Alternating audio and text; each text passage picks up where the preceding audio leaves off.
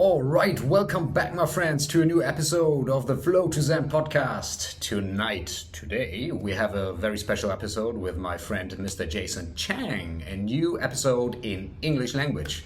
Why? Because Jason is a Hong Kong-born United Kingdom citizen, so therefore English, obviously. Jason and I met during one of his jazz concerts in Da Nang in Vietnam. And in fact, Jason is not only a jazz musician, he also happens to be a serial entrepreneur, so he has a very interesting business background, and he's also a philanthropist, and he's also a father of a little baby boy. Now, that taken together, all of it, made for a pretty funny and pretty epic conversation, I believe, that we had at one Saturday night at Jason's place together with a couple of glasses of red wine and his little baby boy who really wanted to be part of this podcast. So I believe this is a pretty entertaining episode. We have a little piano break even in the middle because, as I mentioned, Jason is a musician. We spoke about spirituality, we spoke about business, we spoke about the rich and wealthy elite in Hong Kong and why they're not happy. We spoke about jazz music, we spoke about so many different things, family life, what have you. So all in all together, this podcast is as real as it gets, and I made an effort not to edit out like all these little things that make this thing so human. I found it super lovely to speak to Jason, and I hope you guys enjoy too.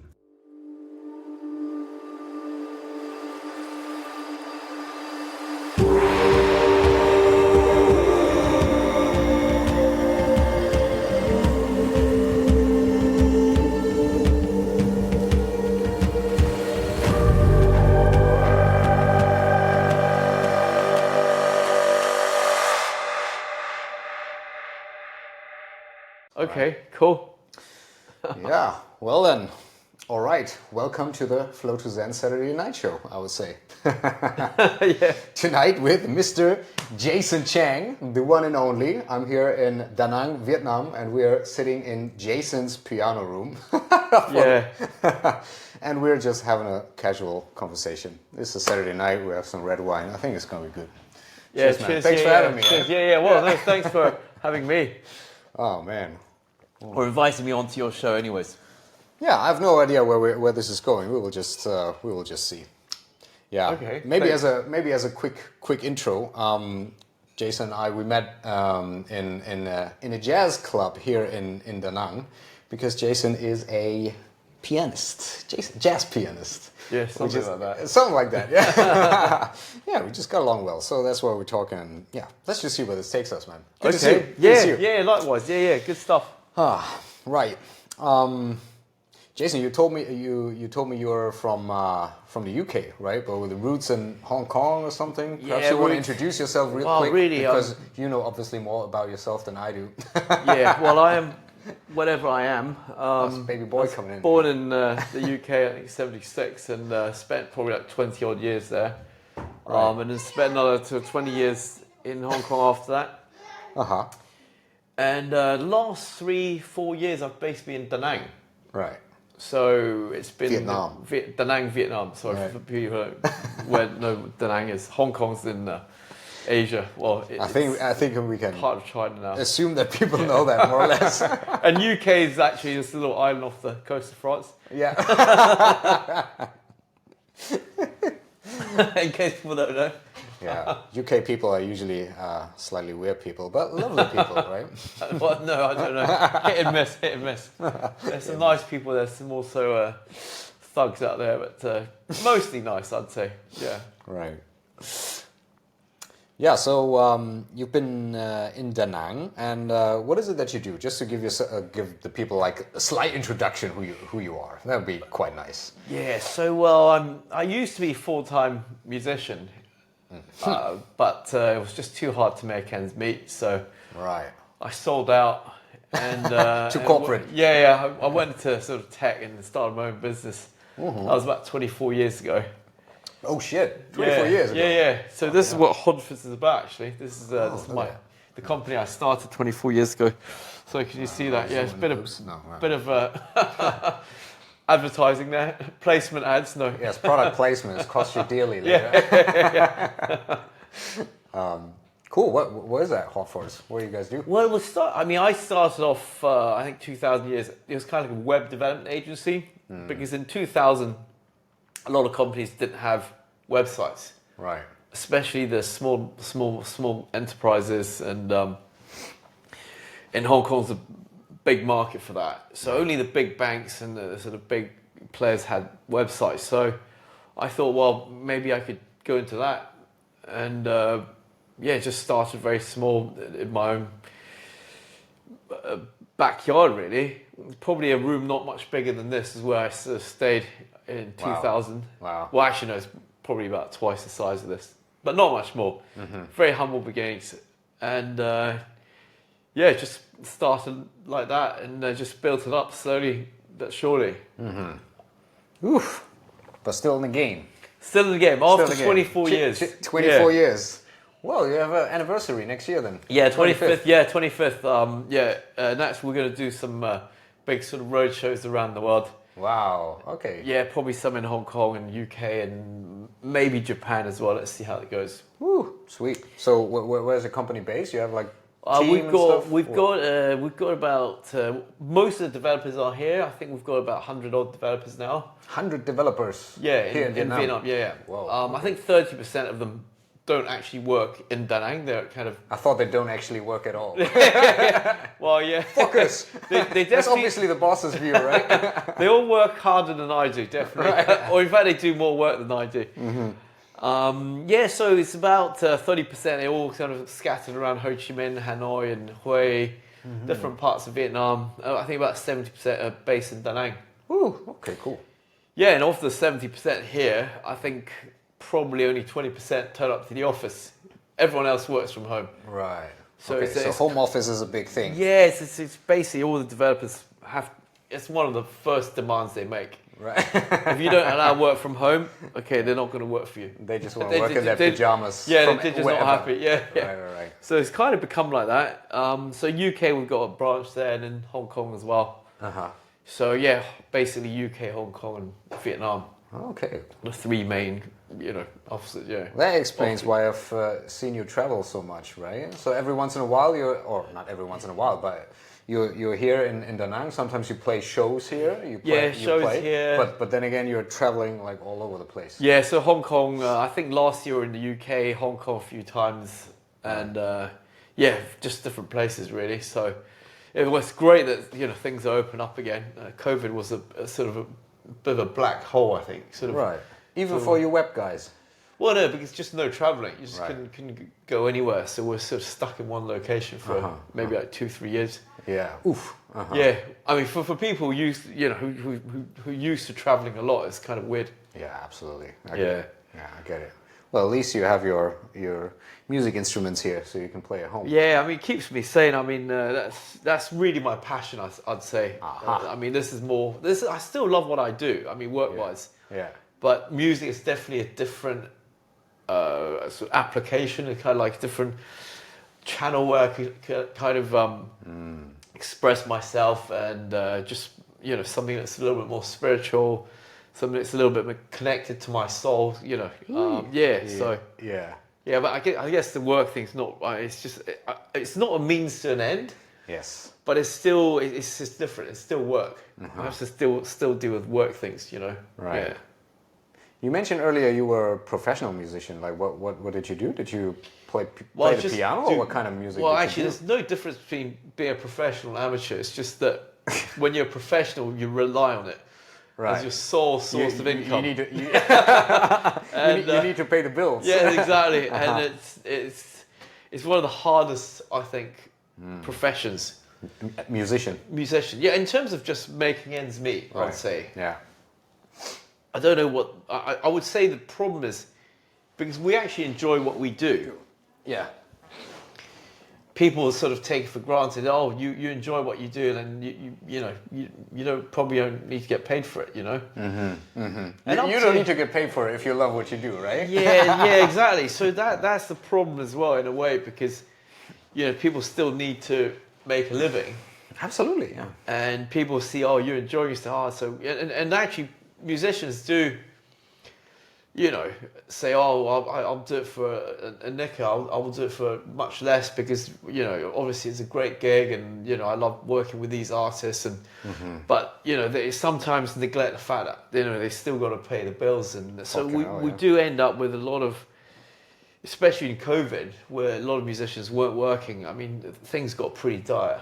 Right. They were already on the sort of breadline, and with with COVID, basically nobody could work, and you know it was pretty stressful times for a lot of musicians. Yeah. I did notice that because I have some friends in Europe and Germany who are like musicians, like producers and DJs and singers and rappers and what have you, and all of them were having a fucking tough time. Obviously, like artists rely on venues where they go to and play, and people need to pay. Obviously. It was a tough time, man. But yeah, I mean, fortunately you had your business, so you could keep the family afloat. Yeah, exactly. Sort of kept things going, ticking along. So actually the business grew a lot during COVID because I think it's the only kind of industry that's still growing during COVID because you know everyone's just working from home. Right. Whereas music, yes, I mean it was definitely I don't think I did a gig for maybe like 2 years. Whoa. During COVID. So that was pretty insane. Tough. I can imagine. But actually, I that's when I started my YouTube channel. You have a YouTube channel? Yeah. I didn't even know. Okay. Oh, right. I'll send the link over. We'll put it in the show notes. That was during COVID because there's nothing else to do. I thought, well, maybe I could do something online. Right. So that's basically when it started. It was during COVID. I thought, okay, well, can't play live. Well, maybe I could play virtually. Cool. So that's. So that's kind of piano stuff. Mainly just solo piano, but. Since things have opened up, there's a couple of live shows here and there. Nice. Different musicians, different ensembles. But I mean, most of it's kind of recorded here. Yeah. Wow. So maybe duets. I think that's mainly duets. Yeah, that's it. Yeah. What's your name on the YouTube for the people to? I think it's just Jason Cheng, Cheng, piano player. Jason Cheng, piano player. There you have it. Okay, cool. That's pretty obvious. You wouldn't expect like crypto advice or something. That's good. Yeah, very good niche. So that was it. Marketing message is very clear. Jason Cheng, piano player. Boom. You know what you're in for when you. There's another guy who's called Jason Cheng, but he's a singer. He's sort of he's a lot more popular than I am. I think he's got like many followers, so he always comes up like right at the top. Really? But maybe you can get famous because of him then, a little bit. I could piggyback off him. No, but we're quite different. I think style. He's kind of more popular stuff. Right. And I think he's like the music he plays. Yeah, more popular. I think he's probably better looking as well, which you know. Hard to imagine. Right. So what kind of music do you like to play then, if it's not so much the popular stuff? I'm more kind of into the sort of old school jazz, you know, the sort of stuff that is 50s, 40s, that kind of era really. Right. I never really moved on from there. Maybe I will eventually, but just right now it's really stuck in that kind of era. Right. Because I think there's a lot of stuff that was written then, just really amazing stuff. That era, even actually a lot of great songs were written in the 30s. Right. Lyrics were amazing. You know, harmonies, melodies, everything was, you know, just so amazing. I think, you know, the 30s. Just, you know, looking at the sort of listening to lyrics, you know, listening to melodies and the harmonies is just a brilliant era, I think. Right. For music, you know, jazz music, anyways. Well, even music, you know, across the board, really. Okay. That's good to know. I mean, I haven't really had my focus on the 30s, 40s, or 50s so much so far. And I guess most people who are listening or watching maybe the same. Who knows? But so I think it's an interesting question to discuss also what jazz music is at the end of the day.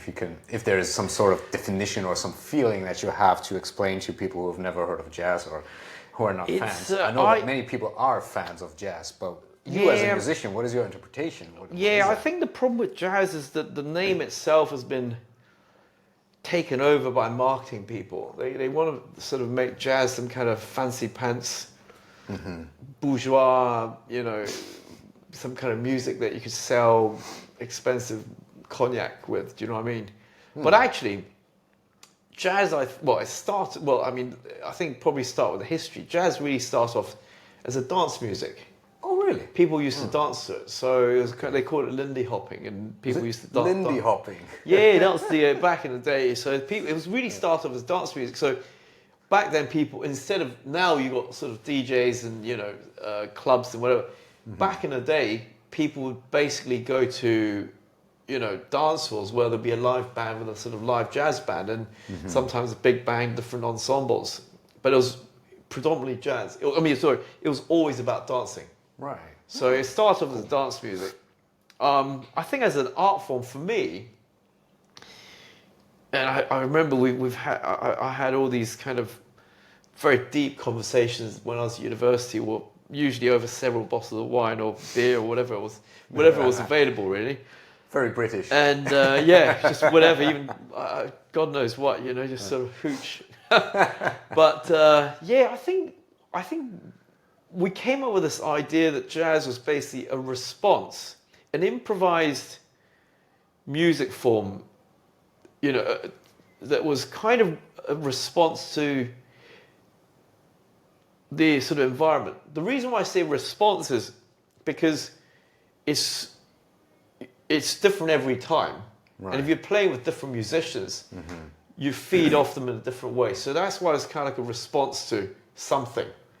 I'm not saying there's a stimuli per se, but it's usually, you know, in a particular environment, what you do is kind of, I wouldn't say a response, but maybe a sort of, is influenced by the environment or who you're playing with. So I think the key thing is improvise. So it's just improvise. Right. So very creative, very in the moment. Just basically it's in the moment. Everything's in the moment. Yeah. And every time I play different gigs, different people, it's always a different solo. Might be a different key, different sort of speed. You know, it's all different. Yeah, that's what I find so fascinating about jazz. I mean, obviously, I'm not like a connoisseur or something, or know a lot about jazz music. Right. I don't want to make that impression or something. But I did go to a couple of jazz clubs also in Hamburg, in my hometown in Germany, and I was like, oh wow, this is interesting music. It's very non-conceptual. It's not like the stuff that I hear on the radio, right? Yeah. And these people seem to be like, sometimes you can see jazz musicians. That's what I find so funny sometimes. They're not playing. They're just listening, and then when they pick up something, then and then they go all in, right? Yeah. That's fucking amazing. I mean, it's such an orchestra, but so created in the very moment. I found that super impressive. No, so I mean, it's great. I think jazz, I mean, the thing is, jazz is very diverse, even within the context of jazz. You know, there's modern jazz, there's old school jazz, and different places have different interpretations of jazz. And I mean, I try not to pigeonhole too much. I just think... What does it mean, pigeonhole? Pigeonhole just means that I don't want to kind of categorize it too much and say this is what it is. I think it's probably easier to just say that it's jazz is a language. Ooh. And just like any other language, like English, Cantonese, Latin, whatever. So it's just a different language, and the language is spoken differently, I guess. You could use instruments to speak this language. You could, use your voice or whatever it is. Yeah. Right. So it's just a different language, I guess. Yeah. Okay. And ultimately, it's just conversation.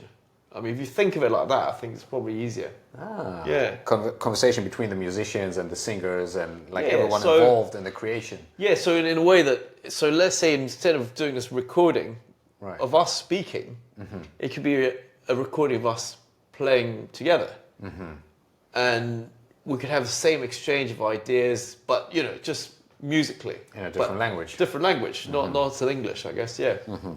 I guess that's a simpler way to put it, I guess. Yeah. Okay. Oh, that's fascinating.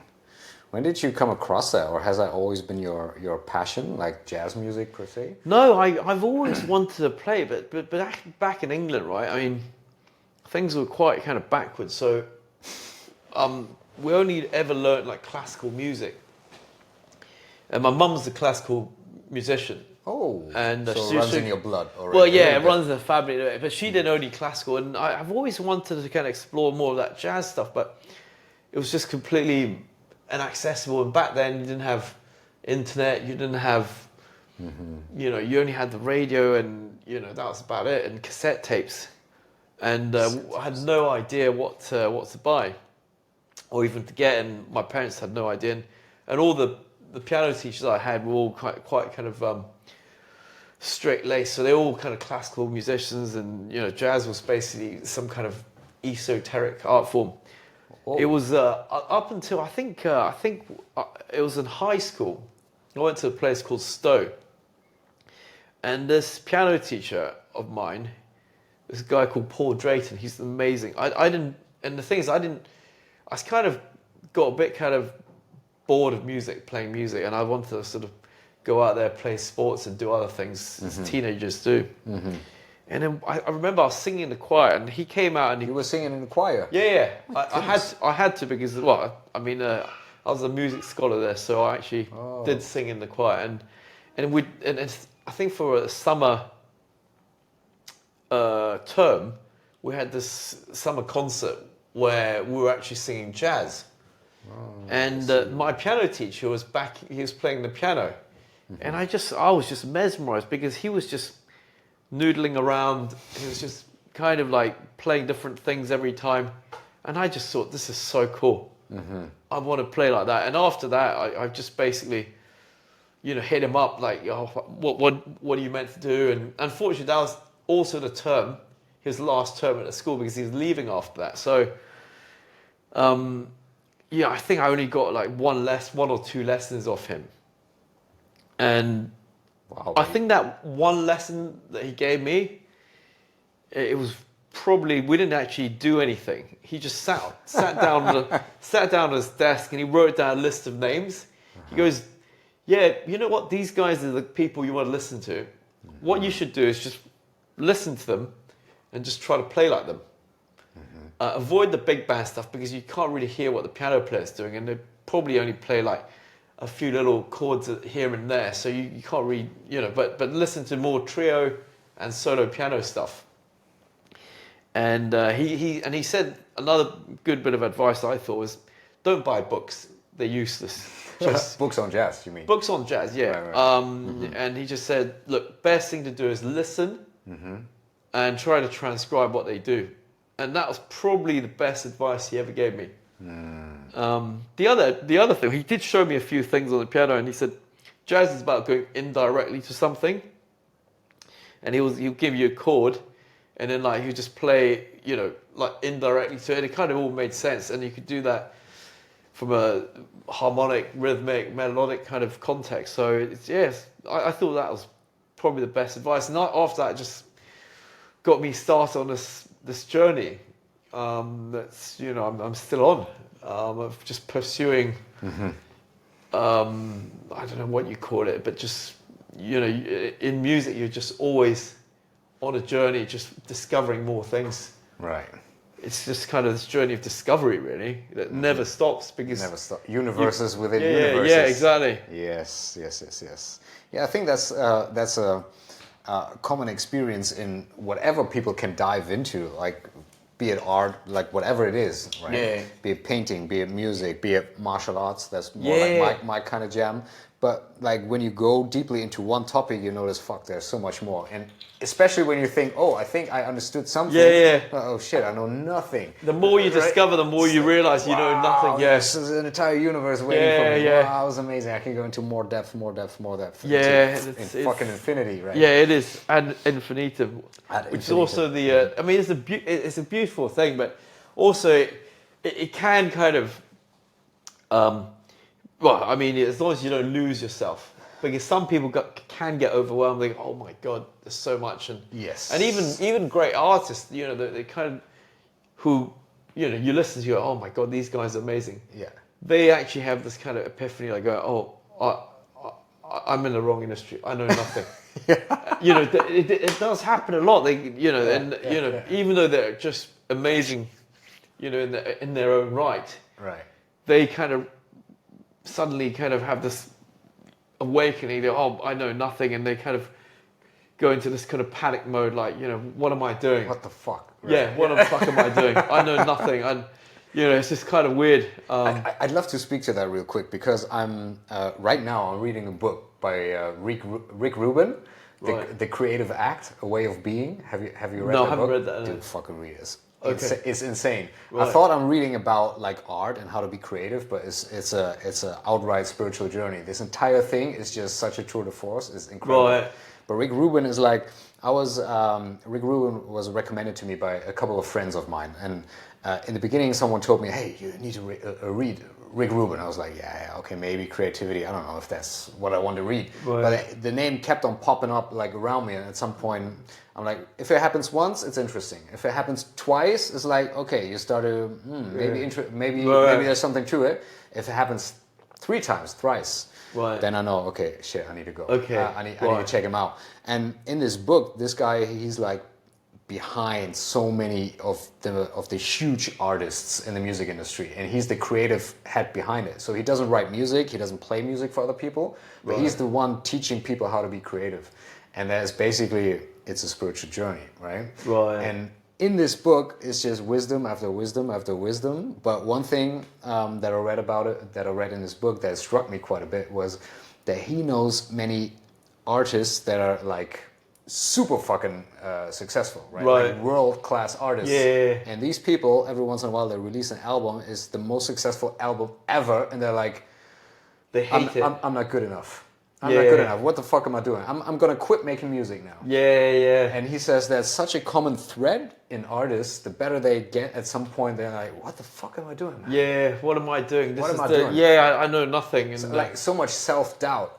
And I just want to speak to that or talk to you about that, because the industry that I work in, like coaching or mentoring or whatever, like working with people and trying to uncover what is inside that keeps holding you back from being just happy, man. At the end of the day, everyone just wants to be happy. Why are people not happy? And like so often the answer is just, okay, self-doubt, not believing in yourself, not trusting yourself. Right. But then again, even the most successful people seem to have that. I didn't know that. I think happiness and that self-doubt and a sort of creative sense, well, slightly different things. I mean, I guess there's happiness, contentment. I don't know. I mean, that's a sort of slightly different topic, really.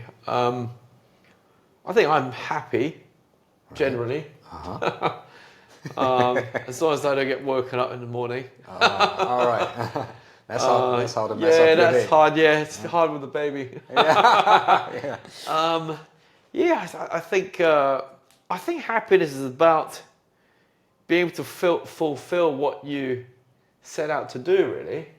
I mean, in a way, kind of contentment. I guess success is about that, right, in a way. Because everyone's definition of success is slightly different. Ooh, that is such an important point. Such an important point. My definition could just be like, if I'm able to, do this, then I'm happy. Or if I'm able to help so many people, then if I'm happy with this. And I think it's all. I think that's everyone's yardstick's slightly different. And I think people whose yardsticks are kind of material, I think that's it usually leads to disappointment. I found that quite a lot, and I found with a lot of people I've known, especially in Hong Kong, very, very rich, but they're actually not happy. They're actually surprise, right? surprise. They're actually they're probably the most unhappy people you meet, because they're scared that somebody would take their money. Right. And everything, and all the decision-making processes are driven by fear. Fear of loss. Right. Rather than something that's inspired. Like, I want to do this. How about I do this? And it's quite interesting. And in Hong Kong's this very kind of weird microcosm where you meet a lot of these people who are extremely rich. Right. But they're also, they have big egos and all that. But actually, if you kind of dig a little bit deeper, a lot of them are very unhappy about their lives, and they're unhappy that, in fact, somebody else has got even more than them. Shit. And that's I'm a millionaire. He has 2 million. yeah. Fuck. Yeah. I'm not happy about this. And then, I'm not happy how about do I this. become like this person? And it's just becomes this rat race. And it's so one of the reasons I left Hong Kong was I just got tired of that. 'Cause everything's judged by money. Everything's governed by money. Everyone, I find it's one of those cities that lacks that, that spiritual creativity. It's a bit lacking. Yeah. Interesting. It's a fun place to go to, but if you live there for long enough, you kind of realise that it's a little bit too much, kind of that whole capitalistic kind of thing. Right. And if anyone's watched Game of Thrones, it's like that city Karth. Oh, which one is that? It's again? basically so one of the episodes in the beginning, I think first or second season, where they end up, it's like they walk through the desert and they end up at this kind of oasis, and the city's called Karth, and all the people there are all about money. Oh, like this guy built this big safe, and he got the most incredible locksmith to create this lock that nobody could possibly kind of break into, the lockpick. Yeah. And he goes, oh, I put all my fortunes into everything, and it basically, I think somebody cracked into it and it was empty. But when he walks around, he's got these like gold chains or whatever, medallions, and Oh man, that is so interesting. That is so interesting. Yeah, I've been to Hong Kong as well. That was many years ago, maybe 2018 or so. Only once. I like the vibe of like this. It's interesting to see also different metropolitan cities in Asia as a European, because in Europe we have these, mostly old cities, right? They have been there for fucking ages, right? You have these old buildings. In Germany, not so many, because everything got bombed to pieces after we declared war on the entire world. But anyway, it's a different topic. But when you go to Asia, you can see in the different metropolitan areas like Hong Kong or Singapore or Tokyo or Shenzhen or whatever, you can see like which generation of Asian boom this is, right? Yeah, so Hong Kong's very much the 80s, I think. Yeah, exactly. Exactly. It's like 80s, man. Fucking 80s. It's like 60s, and a little 70s, 70s music and Bruce Lee. Waka! I mean, that was kind of like the golden era for Hong Kong. I think, where everything was open and people were very positive about life. I think. Yeah. I think that's kind of gone. I think now the sort of market's a bit saturated, and all the big industries are stitched up. So I think for the young people, it's I mean, without going into politics, they feel a bit disenfranchised. I think there's basically no upward mobility or, sort of social mobility for the young people, or any means for them to lift the game. Yeah, I think that's the main thing in Hong Kong. I want to speak to something again that you just mentioned. That was the point before. You said that this place that is so extremely successful on a capitalistic scale, like everyone's making shit tons of money and everyone's just comparing their wealth with their neighbor's wealth, and they're like, hey, I'm so rich, right? Yeah. And still utterly miserable.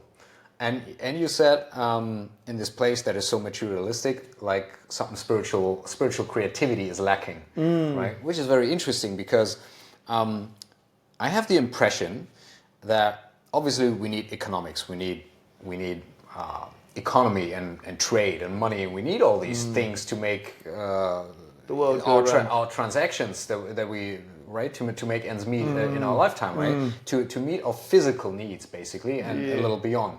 But then the more we commoditize and commercialize stuff, the more something gets lost. That's what my experience is. And that's this thing that we could call soul or connection, or something that we could call divine. All of this is gone when everything is about the money. But when you remove it and you go back to the very base, like native tribes, for example, people who live like in a very traditional way, you can feel a lot of that, right? Like a lot of this spirituality, connection to nature, the elements, the universe, God, whatever. Right. But the more we go into this super materialistic thing, it just gets lost. And also the creativity gets lost. Yeah, I think so. Yeah, I mean, it's really about striking a balance and finding a balance for yourself. It's something you can't do without.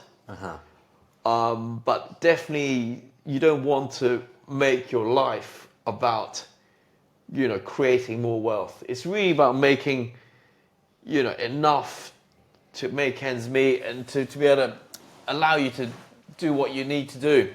Right. I mean, I always have this analogy, like money is kind of like petrol.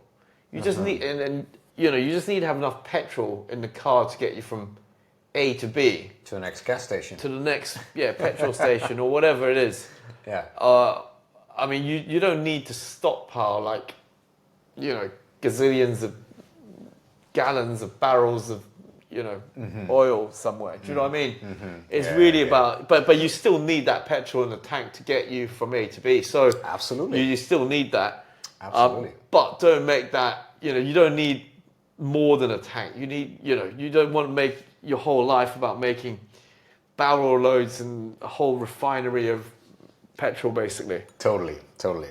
No, I agree. I mean, I look at the topic from two different perspectives, because in my past life, which is this life, but just earlier, right. I'm a trained economist, right? So right. I've looked at money from a philosophical perspective also. And I've always learned, like, what is money, right? Okay, it's a means of exchange. I want to exchange something. Obviously, we live in an economy. Everyone has their specialization, right? If you're a musician and I cut hair, and this guy sells shoes, and this one raises cattle, right? Now, the one who raises cattle needs a haircut. Yeah. What does he do? He cannot just cut the fucking cow into pieces and say, hey, I give you half a cow leg and you give me a haircut, right? He needs to exchange it for something that can be money, and then that money can be exchanged for a haircut. That's how this economy starts to work, where everyone does different things and one thing is not comparable to the other, right? So it's a means of exchange, and it's a means of storing value, right? So I need to trust that tomorrow what I have here in my bank account is worth the same thing, more or less, that it is what it is today. That's why inflation is so terrible, right? Yeah. So if today you can buy a car and tomorrow you can buy a loaf of bread, you're like, fuck, man, I worked 30 fucking years for this shit. Yeah. This better be the best loaf of bread I've ever had. Yeah, exactly. Peanut. Yeah. So these are obviously the considerations of an economist. There's a couple of more things, but then from a different perspective, like spirituality. And looking at life, and I asked myself the question. I noticed that when I was reflecting on last year, pretty much, because at the end of the year I always do like a year-end reflection. Right. And I look at my entire year. Look at what has happened in my last year. What do I learn from this? Do I need to correct course somewhere? Am I on track? Am I happy? What's going on in my life? And then I remembered something from my early childhood, that when I was a little child, I always used to ask myself, what is the meaning of life? And I was utterly disappointed because I couldn't find an answer when I was a kid. I was like, I have no idea. And whoever I ask, the replies that I get, there's just shit, man. It's shitty. Forget about teachers. They'll answer like, they'll give you some non-answer. Yeah. Most of the time. Some Zen answer. No, but the point that I wanted to They'll make... be like, Doja, you know what? You shouldn't be thinking about these deep questions. Or you should just make money. Just make fucking money. or just study well and pass your exams. Right. Just do your homework. Or something really stupid like that. But at the end of the day, it's a good approach, because you go stepwise, right? You start with the very foundation and you build it up from there. Yeah. Now, obviously, what I just wanted to refer to is that when you go deeper into this, at some point you ask yourself the question, okay, who am I? Where am I coming from? Where do I go once this thing is over, right? Right. And then you come at some point to the conclusion, it doesn't matter how much I have, if I'm like a fucking billionaire or something when I die. Yeah, I mean, at the end of the day, with you, I have to die. Seriously, everyone has to die. Yeah. And you cannot take it with you. That's the problem, right? You cannot transfer it into the next dimension or whatever there is. But I think you're totally right. That doesn't mean we have to neglect money or wealth in this dimension, because we need to get by, we need to sustain our families and have to get from A to B. But that's what it is. But I think it comes down to the most important of all questions, or one of the most important of all questions, which is, how much is enough? Well, that's a difficult one too. No, but I think how much depends on the person. Yep. Depends on what they need and what they do. So if I have a family of 10 kids, then I'll probably need a little bit more than somebody who's only got one kid. Right. And it depends on, I guess, I mean, yeah, for yourself, it's a difficult question. And it's kind of like, how long's a piece of string, really? Yeah. I mean, it depends on your lifestyle as well. I mean, so we're drinking wine. I drink a lot, so I might You need drink a lot. Again, very British, isn't it? yeah. So I might need a little bit more. Right? Yeah. I'm like a sort of 5-liter engine, Oh, shit. Yeah. But also, like, it depends on your purpose, So, I mean, one of the things that I need to be doing more is like more. I hate to use the word charity, but I need to be doing more kind of community stuff, where I'm kind of giving back to society, where I'm doing my community stuff, so just random stuff like, we take interns in our business, or in fact recently, I mean, it's just little things. We kind of donate milk to kids, orphanages and stuff like that. And so something I want to do more of that. Yeah. Why do you need to do that? You mentioned you need to. I don't know. I just feel like I just feel that's my purpose, really. To give back. Yeah, to give back. That's beautiful. Yeah. I don't need to, but I just feel I do. Like, so some people need to make another million. Yeah. I go, why do you need to make it? But just do. Yeah. Same. I guess the same kind of answer. I just do. I think I'm not doing enough of it, though, I must say. Okay. Well then, here's your moment to decide. It's awesome.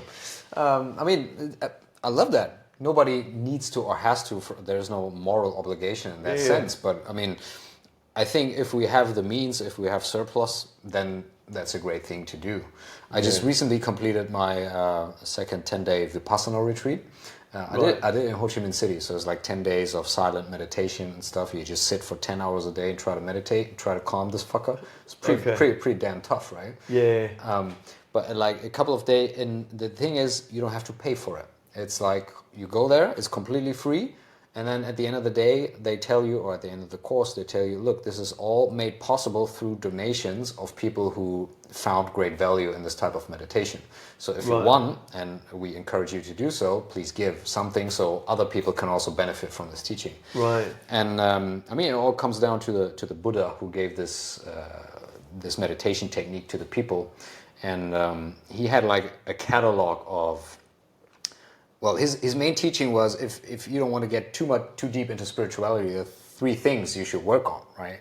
Shila, Samadhi, and Panya. That's how he called it. Shila is like morality. You should live a moral life, more or less, because otherwise your mind will be upset all the friggin' time, right? It's very hard to calm down and meditate, which is the second. Samadhi is you need to tame this thing.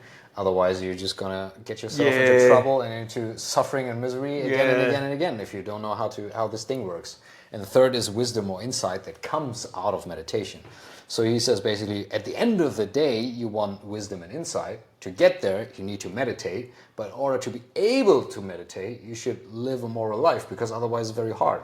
You kill someone and then his family is running after you. It's very hard for you to meditate under a tree, right? Because people are like, oh, Jason, we want to kill you. So no, what I want to say is that he said morality is an important part of the entire path, and one part of morality is dana, which is generosity. So if you have something, give it to people who need it, right? So that's just basic act of love and compassion. If you do have something, if you have not anything. Well, dana, that's Japanese, right? It's Pali. It's really? Yeah. It's a ancient Indian language, the language that the Buddha spoke. Right. But maybe it's the same term in Japan. Well, no, I think. Well, I remember reading this book. I can't remember. It's like I can't remember something about the geisha. Do you remember? It's quite a famous. The geisha, book. yeah. The geisha, yeah.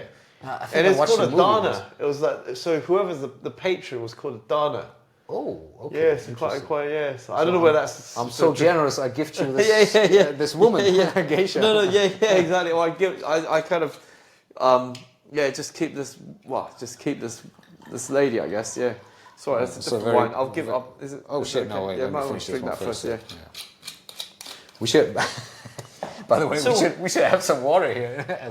Water as well. Yeah, we'll do that next time. Yeah. Yeah. Oh man. What did you want to say? Nothing really. I was just going to pour you another drink. All right. Well then, cheers to that. Cheers to that. Yeah. Yep. Yeah, Saturday nights, man. Yeah, these days I barely drink anymore, but every once in a while, Right. I quite enjoy, especially over a good conversation, glass of red wine. Pretty good. Yeah, good that's life. Good life. Yeah. That's great. What we're going to talk about, I think what brought us together was that we kind of we're just talking at I think the place called Kong 72. Yeah. Opened by my friend Tim, and it has live music. I think most nights of the week. Right. And I think we just kind of just talked about some random things. I don't know what was it. I mean, you kind of we somehow talked and. Yeah, I mean the thing is, you were already always like a very engaging musician. That's what made me want to talk to you, right? Because you were really engaging with the people in the audience. You were like asking questions, demanding more wine, or whatever it was. Or play a little solo, and that was just funny. So we started chatting at some point, and I don't know, you spoke about some interesting things, because I'm like interested in spirituality, meditation, all these things, blah blah. But that one night in Kong, you told me that this time, okay, you're a dad, you have a baby boy, and you play music, you play jazz, you're also a business person, you're a businessman. But in a past life, something else may have been your profession or something. You told me about something. Yeah, that's right. Yeah, the monk, psychic or something told you, right? Yes, it's very weird. I mean, I think I said the late '90s. My dad, I don't know why, but I think it was just pre-Christmas, and we were in this mall, and we went to this, it's like a soothsayer. I mean, they call it basically. In English, we call it a soothsayer. It's basically a psychic. A psychic. And it's basically a shopping mall. I think it's like Ealing or somewhere, Ealing Broadway. Anyways, we went in there, and this lady it was amazing. I mean, she actually could tell a lot of things. I was quite impressed. I mean, she'd be able to tell you facts. It wasn't just random things. It was just like, oh, and if she would just look at my one, like what my middle finger, just go like this. You go, oh. Mm-hmm. So you got one brother, Aries birthday, and I'm going like, okay, so, because I'm usually quite skeptical about things, and right. I'm going like, you cannot know this level of detail without something, because I've never met her. Right. I mean, how could she tell me like this and all this kind of detail? I mean, that was just something that I picked up. I was like, you got one brother, Aries birthday. I'm going like, okay, so. It could be random, but the chances are, pretty low. And basically, everything she said was pretty much spot on. Whoa, yeah. And one of the things she told me was like, oh, I see in your past life you're a monk. I was like, oh, okay. Yeah. So, and then she goes, oh, but, you actually, in your past life, you spent probably all this time pursuing like a spiritual existence. But you never really acted upon it. It didn't manifest in any kind of useful thing for the world. It was just about you. Oh. So it was a very interesting thing. And she goes, so in this life, it's actually a continuation of that. But you've gone like, okay, now I've actually got to implement all those, sort of manifestos and, the sort of preachings that I went through in my previous life and this life, and she basically said that your whole life is about helping others and giving back, and that is your raison. That's basically said that's your purpose on this life. On this, yeah. So I thought that was quite interesting. Yeah. Did that resonate with you? I think that's true.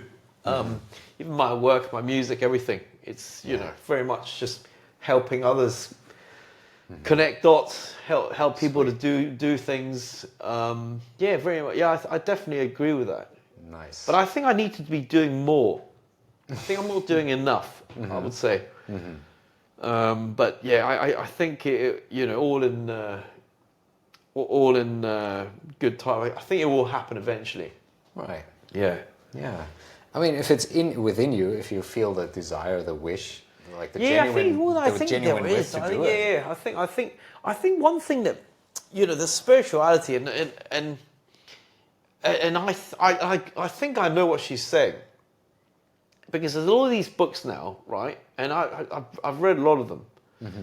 It's all about the self, Right. right? Mm-hmm. It's all about the self, which I get. Mm-hmm. It is about the self, but also it's about others. Once I guess there's the outer and the inner, but it's all about others people as well, in the way that, hey, you've helped yourself, but how about that poor sod over there? Right. Do you know what I mean? Or, who was not born into privilege, and they had a pretty they're born into circumstances that are a bit harsh, and they've got to struggle to live and to feed themselves. I believe, yes, self is good, but hold on, there's also others. Do you know what I mean? Which we need to also try to help if we can. Yeah, that's very beautiful. If you know what I mean? Yeah, I do. Yeah. I do. Because I believe at the end of the day, at the end of the spiritual journey is probably, I don't know for sure, because obviously not at the end, but I've had glimpses of what it may be about. And I feel like at the end is probably the inside, that the self and the other is there's no difference at the end of the day. At the very end of the day. Right. So if we look at the world and see it as a great mirror of ourselves, then we see in all the different reflections, we see aspects of ourselves, right? Again and again and again. And it's ingrained in so many ancient spiritual traditions also.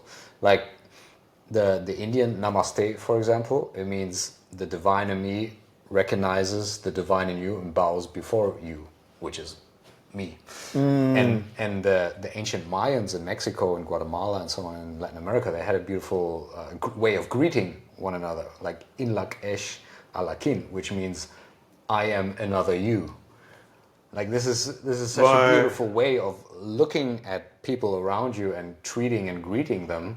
And I think in all these traditions is the same understanding. Hey, this is one thing at the end of the day, but it's very hard to understand, obviously, because we live in a world of duality and polarity, and we see I'm different from you and you're different from me and blah, blah, blah. But probably one way of getting there, of getting this understanding is like really walking the talk, supporting other people, other beings on their path, and giving them what they need, and like lower their suffering and help them better. Yeah, exactly. Right. Well, I guess, you could say that, because if I am you, then I wouldn't want, see you, I don't want that to happen to me, so I don't want it to happen to you. So I do this. So in a way, it is kind of like what you're saying. It is, you are me, because I'm empathetic. Right. Completely. I know how you feel. Right. And it's like I feel the same thing. So therefore, I want to rectify that. Do you know what I mean? It's kind. I mean, I don't know. I mean, I've never thought about this, but in a way, it is, because if I believe in empathy. I think empathy is one of the most important things. Yeah. If you actually feel what somebody else feels, Right. then you would do the same thing as if it was yourself. Exactly. And actually, so in a way, what I'm doing is like just actually helping myself in a way. Yeah. Or In a way, because I feel like this, I see these kids and all being fed, and I feel that's actually, I feel the same pain. Right. Then I'll go, hold on, I need to, do you know what I mean? So actually, that's quite an interesting kind of idea. I never thought about that. Yeah.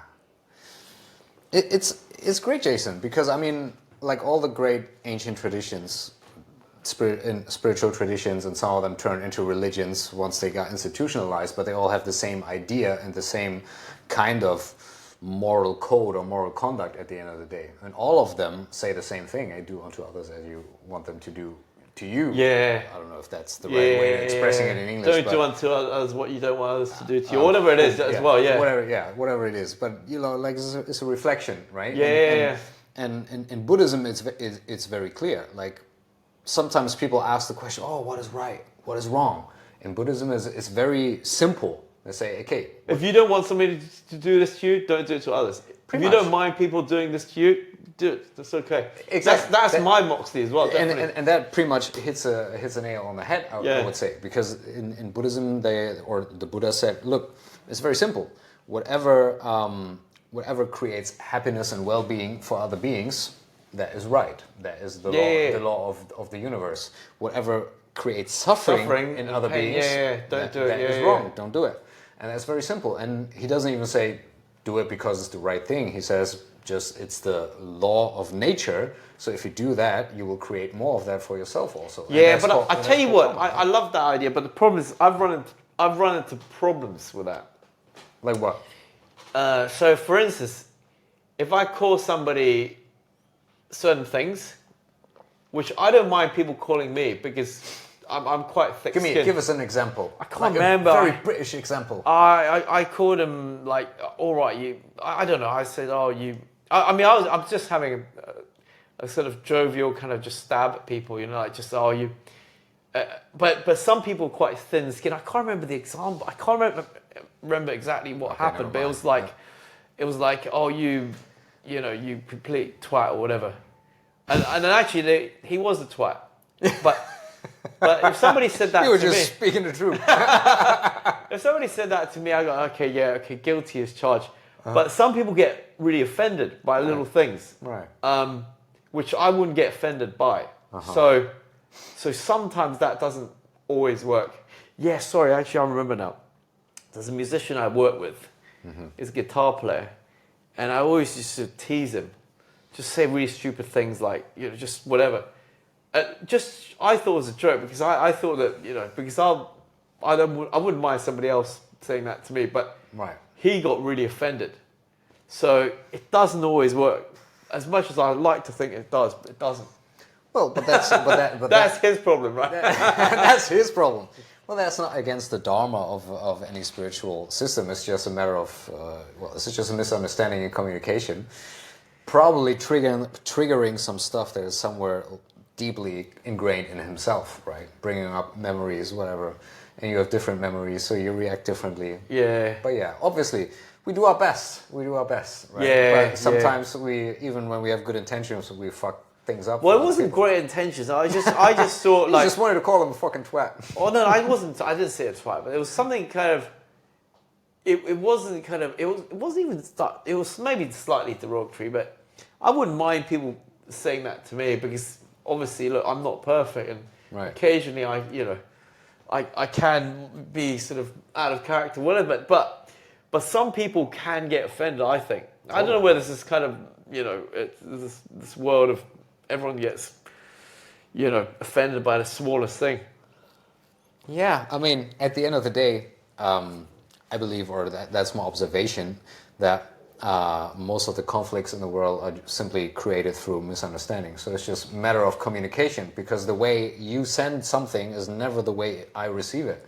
Because you have your set of filters. It's like running around with sunglasses, and you have like blue shades, and I have yellow shades, and you're like, hey, this is an amazing blue wine. I'm like, no, it's such an amazing yellow wine, right? Yeah, I don't like all this. I think it's, I don't know. I think the world's problems is not to do with communication. I think the world's problems is to do with command of resource. It's all about power, I think. That's the outer manifestation, yes. And when what you do is going to encroach on my power base, then I will probably defend to my death that. And it's all about power, and it's all about ego, and I think that's one of the problems. I think ego is one of the worst things, actually. In music. In music, that is a nice way back now. It is really, because the ego is one of the. It's something we all have, but it's one of the things that I think really gets in the way. In music, in business, and in everything, in a way that the fact that you want to shine, you want to be the number one, the head poncho. It's actually, whatever you call it, but. Yeah. It's just, to me, actually really gets in the way of progress. It gets in the way of everything. And I remember I was in New York, and the week before that, I was on a cruise ship. and it was a jazz cruise ship, and I was listening. It was about 200 like bands, different bands playing like for a whole week solid, like different stages, different places. So every single minute there'll be like 10 bands playing in different places on this cruise ship for like a whole week. So it was insane amount of music, and these guys were top. These guys were world class kind of musicians. Right. Like, you know, they're kind of touring the world, and this one guy's like, you know, just done a world tour or whatever. He's just and for them, this one little jazz cruise was an opportunity for all the musicians to catch up with each other. And for us, we were just kind of enjoying it, and I thought, oh, this is great. And a week after, I was in New York. I went to a jam session, and I was thinking, you know, these guys, you've got like, I don't know how many alto sax players, they're all kind of blowing away. They're all incredible in what they do, and, you know, their execution's immaculate, intonation's immaculate, everything's immaculate. But why are they still doing these jam sessions and they're not doing the world tours? It was for me, like, it was a really interesting thing, because those guys playing in these jam sessions all about themselves. Like, look what I can do. And they're all like proficient and like amazing, virtuoso. But the guys who are doing the tours, they're thinking, how do I make this whole band sound good? Ooh, how do I make the overall presentation of this music better? And forget about me. I'm not thinking about how do I sound good. I'm thinking, how do I make everyone else sound better? And to me, and musically, those guys at jam sessions are probably technically even better. Right. But they're not. They're nowhere. Why? Because they're thinking about themselves and about the ego. Ooh. But the guys who are doing the tours, they're thinking about the band. They're thinking about the music. They're thinking about, oh, what do you think the audience? You know, they're thinking like, how will people receive this, or how can I make the music sound better? And how can I make the singer sound better? You know, I'm listening to that singer, you know, him or her, like, oh, what can I do to compliment them? Those are the guys who are doing the world tours. Wow. And I just love that. And it was kind of like a moment of clarity. I just saw that, because these guys were just blowing away. You could have beamed up this bass player. The bass player could have just beamed, you know, like, you could just executed the bass player and just replaced it with a backing track, and the guy wouldn't even notice, because he would just be like blowing away, and it would be like in his little kind of universe, you know. In his own ego bubble, kind of. In his own. So his universe is about himself, but right. I think the real musicians, their universe is about all the people in the band and the audience and everything else. Do you know what I mean? So it was quite. I mean, I thought it was. Just because I was watching that just afar, and it really kind of hit home. I thought, my God, okay, that is interesting. Yeah. You know what I mean? There was kind of like pennies finally dropped. You know. That's so beautiful, man. Yeah. Right. So, yeah. So the one person, his entire universe is just himself, and for the other one, the universe is like everyone else plus himself, like the interplay, the orchestra and plus the audience. He was actually, and it kind of goes That's back, great ties art. in about the self and you. He's all about empathizing with everyone else in the band. Yes. So he's thinking, you, what would you like me to play to make you sound, or to make you feel more comfortable? Right. If everyone's doing that, just imagine how powerful that is. And then, whereas the jam session, everyone's thinking, how do I make myself sound better? Right. And this is my solo now. It's kind of like sports where you play in a team. Like, it's not about the person who scores the goals. It's like, you know, you pass it, and how do we work as a team to make the whole team stronger? Do you know what I mean? It ties in with everything, I think. Could that be the ulterior or ultimate purpose of music and art in that sense? Like, on the one hand, it's obviously self-expression, which is a beautiful thing to witness. If I witness a great artist self-expressing, like, wow, this is amazing, right? But then taking it to the next step, not only expressing yourself, but blending in with everyone around you and making everyone sound better. That now it's a great orchestra, right? Now it becomes great intelligence. Now it becomes the greater kind of good, yeah. And now something is, I mean, when an artist is great, it seems almost as if something is flowing through that person, right? This stuff doesn't come from that person, even though I believe many artists identify with that and say, oh, this is me, I produce this. But actually it's coming inspiration. The word inspiration means in spiritus, means like in spirit. Something is downloaded through you. Something plays you. Something plays you. Exactly. That's what many people say who are like very inspired or like great artists, right? I think the great artists will actually, I think my best moments, basically, my mind's completely switched off.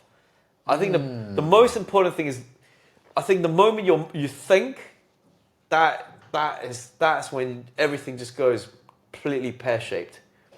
Never think. To really play well, anyways, I would say my best moments are always like in the moment, and actually the music plays me. So I'm just reacting to the music, or something's playing me, and I'm just merely a conduit. The channel. I'm the channel, conduit, the conduit through which this energy flows, and then it's just whatever it is, but definitely not. It's not coming from my mind, and I actually think some of the musicians I work with who, like especially drummers, they slow down, they kind of put in the feel, and all I say is just don't think. Stop thinking. You're thinking too much. The moment you do that, you slow down and you screw up. Just be in the moment. Just be. Don't do anything else. Just be in the moment. Wow. Do you know what I mean? I hear so I mean, for me, like, it's just all about the moment and just being there and just connecting with whatever sort of forces they are. Right. See, that's exactly why I wanted to talk to you. Really? Okay. Jason. Yeah. Because I thought that like what you do, what I do has so much in common. Right. Like so much in common. There's different methods in that sense. Like when I sit down and meditate, or when I practice a certain martial art form for the 10,000th of times or whatever. Right. But the goal is the exact same: to shut this thing off, or like to tame it in such a way that you don't think, you only be in that very moment, and then something seems to connect. Like it's like a radio dial, and some boom message signal coming through, right, and becoming a conduit for whatever wants to flow through.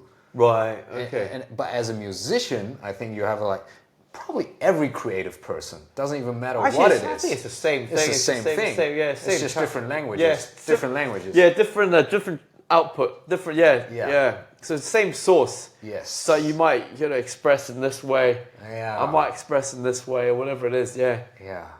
I think ultimately it's the same source. It's the same kind of creative source, I think. And I think it's not from. I don't know where it's from. Actually. I mean, I wouldn't dare to even sort of think about that. Yeah.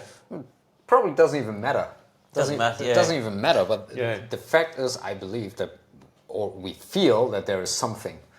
There is something, and that stuff is somehow flowing through us. Yeah. Especially when we can get out of our own ways, which is usually this thing, right?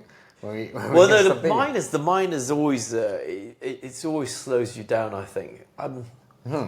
I find, but the only thing is, this is one thing that I've always kind of thought about, is like, why do we actually have a mind if it's always slowing you down? Probably to understand at the end of the day. Well, I think I know there's all the spiritualities that always switch the mind off, but Right. I do believe that the fact that we have a mind is probably means that we actually need to use it. And I think that Agreed.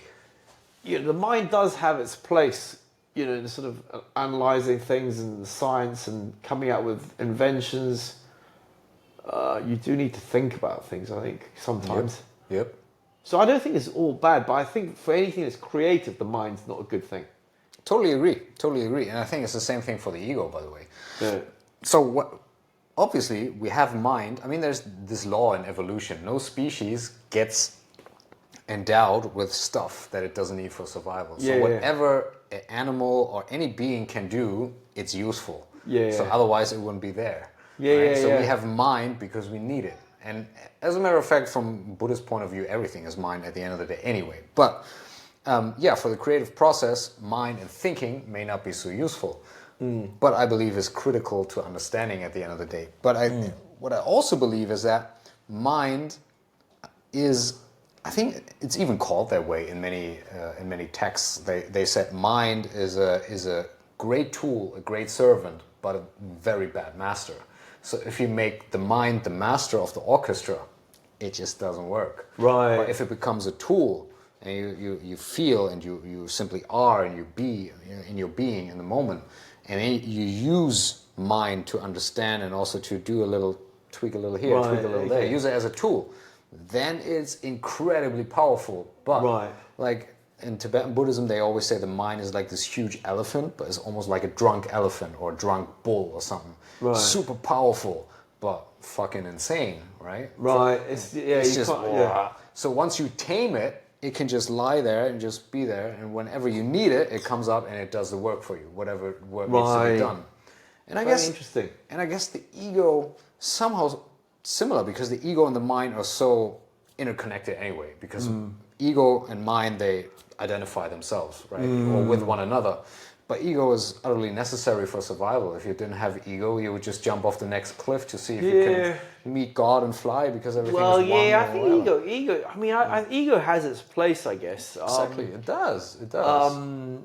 But I think the problem nowadays is that it's like a lot of people have egos that actually are kind of redundant, you know. And I think a lot. You of have a redundant ego, my friend. Well, no, I think a lot of the times ego should be used in a kind of positive way to help others and whatever. But I think right now we see it being channeled in a wrong way with a lot of the sort of leaders, dictators around the world, and Always been like that, I guess. Yeah. Well, I mean, it's always been like that. I think now it's just kind of like right now it's quite a, you know, I mean, globally it's quite strained, I think. In many ways. So that kind of, I mean, yeah. So, but yeah, definitely. I think if people could get rid of those egos, sometimes I think the world would be a lot more peaceful. Yeah, probably would be. Probably would be. But maybe one way to set the ego and the thinking mind aside a little bit and share this with people and show them how to get into that process, maybe music, right? For example. Yeah, just kind of neutralize all the sort of, you know, just take out all the hard edges, I guess, you know, yeah. I mean, if you think about it, that music and notes can be translated into numbers, or frequencies can Right. be translated into mathematical code, and any number can be translated into form, geometry, can be translated into a color. You know, like all these things, like colors and forms and mathematics and sound, like basically all the sense organs stuff. Yeah. It's just permutations or like, you Right, know, like yeah. just different representations of one Different of the same senses, thing. yeah. One and the same thing. And I think it's very valuable for people to find out what is your main sense, like how do you operate, how do you perceive the world. And I believe for you, it's probably the auditory sense is quite strong, right? And that's why you have this inclination to music. Yeah, I think so. I mean, music's great. I mean, it's amazing just to be able to play with different musicians. And I remember I was in Tokyo once, and I couldn't speak any Japanese. Do you speak now? No, I can't speak any Japanese. Still can't speak any Japanese. But I went down to this jam session. It was in this basement of this jazz club in the basement. Yeah. And I just remember like just jamming with these musicians, and I couldn't speak to this drummer, but the moment we started playing, I looked at him, he looked at me, we're locked in. Whoa. And it was just like, this is amazing. I knew exactly where he was. We're just completely locked in.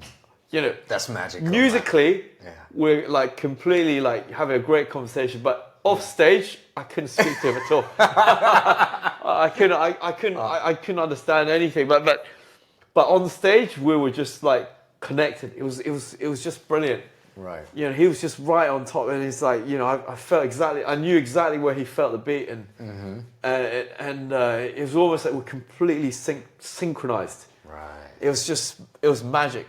Absolutely. It was brilliant, and we did I don't know how many songs we did, but it was just brilliant. I just remember it was, amazing, amazing experience. And this type of connection that is beyond mind and just talking is something extremely special, isn't it? Yeah, I mean, we all feel like, what the fuck's happening? Wow, this is amazing. Let's go deeper into this. Yeah. Right? I mean, it's the same. Like I'm right now. I'm just thinking about football, about soccer, right? Right. Same thing when you see like people who are like extremely good at what they do, and they can shut the mind off and they just play, and somehow like a harmony appears out of nowhere, and they just play these intricate plays. Like, this is fucking genius what you guys are doing, and he just tips the ball like this, boom, and it goes like perfectly onto the head of the next player, boom, goal. Whoa. Actually, I think sports is actually also very similar to music. Yeah. It's about the teamwork. It's about not having the ego, and it's about really just being in the moment. I think with the top sports people, you know, their mind, they don't think. I mean, their mind was thinking. I mean, maybe when they're training, they were thinking like how to, you know, whatever it is, how to strike the ball harder or better, more accuracy. But when they're actually on a live show or basically like a live game, it's basically all gloves are off. Be in the moment. Don't think. Just be there. Yeah. Get on with it. And I believe, or that's my observation from now, my experience, that this is really what all things that we can do when people start to tap into mastery. This is exactly that. And Miyamoto Musashi is like a famous samurai sword fighter from medieval Japan, right? He said, once you, I dropped this quote before, but really stuck with me. He was like, once you start to understand the way, you see it in everything. So basically, it doesn't matter whether someone is painting or making music, playing sports, doing martial arts, cooking, whatever. Everything can be what the Chinese call kung fu, right? You can just practice, and somehow perfection arises out of the very moment when you don't think. It's just boom, it's just there, and you just devote yourself to being so focused and becoming so one with whatever activity that is that you're doing. Free climbers without any ropes, climbing fucking walls like this, right? Or free divers, like going into the abyss without any oxygen, just completely immersing themselves, completely becoming one with whatever it is that you do, or be it sexual intercourse, for example, for tantra people, whatever. Just completely get lost in the moment. Completely, boom, you become one with whatever it is that you do, and that's when you tap into the great all, the nature of things, the universe, whatever it is, right? And I think that's what all humans want to do, that sooner or later. Well, so I think not all humans discovered that, and I think exactly, I think it's a journey. I think one of the problems with education now is that they spend so much of the teaching on the mind and intellectualism and you know, just thinking about things, that I've met a lot of people really intelligent, but everything's in the mind. Yep. And they almost overanalyze, they overthink, and they've almost completely shut off that kind of like soul. Because their minds become too powerful. Everything's driven by the mind. Everything's driven, like they over-intellectualize, overthink, and you know. But the thing is, the thing about the mind is that you can actually always intellectualize. You can always think, and you can always process a lot of information and whatever. But I've met people who just, I mean, and I think the part of the education system almost teaches you to overthink. And it almost like makes you think, well, this is the only way, and especially in England. I mean, you know, it's like, oh yeah. I was just gonna say, especially in Germany, man. Germany as well, it seems to be the same thing. Yeah, same developed world. It's the same thing. Germany is like, yeah, you've got to do this algebra. Like, who could do the bigger equations, whatever. In England, it's the same thing. It's like, the teachers reward you because you kind of able to process all this information, but it's almost too much emphasis on, somebody's ability to process information. Which is basically what, whatever it is, maths or, It's an overemphasis on the intellect. We're putting intellect on a pedestal, like mind on a pedestal, and most of the ancient traditions have not done that. They all understood that mind is a very powerful and useful tool, but there's more to a human being. Right? There's intuition, there's feeling, there's so many more things that are important. And I mean, when you look at people who over-intellectualize everything, they may be incredibly smart. They may be incredibly smart. I have seen very few who are actually happy. You overthink everything, and you find the hair in the soup everywhere. Because you're so smart, right? It's hard to be happy. It's hard to be in the flow. It's hard to be in the moment because you're all... And I mean, I keep coming back to the Buddha because he's just a fucking man, right? Seriously, he played this entire game to the very finish line, right? So who is actually the Buddha? Is it the Gautama? Yeah, the Gautama, Siddhartha Gautama, I mean, Buddha just means the enlightened or awakened one, right? Okay. But there were Buddhas before him, there were Buddhas after him, but there's one historical Buddha that we remember, which is the Gautama Buddha. Right? Okay. But he just... I think the reason why he's so interesting for modern people and Western people also is because he was highly intellectual also, and the way he explained was catering to the human mind a lot. So he explains and you understand. It's not just chant and sing and go into trance and you experience divine. No, he just explained very clearly what is happening, how the mind works, and how it is powerful, and what else is also important. No? Right. Okay. Yeah.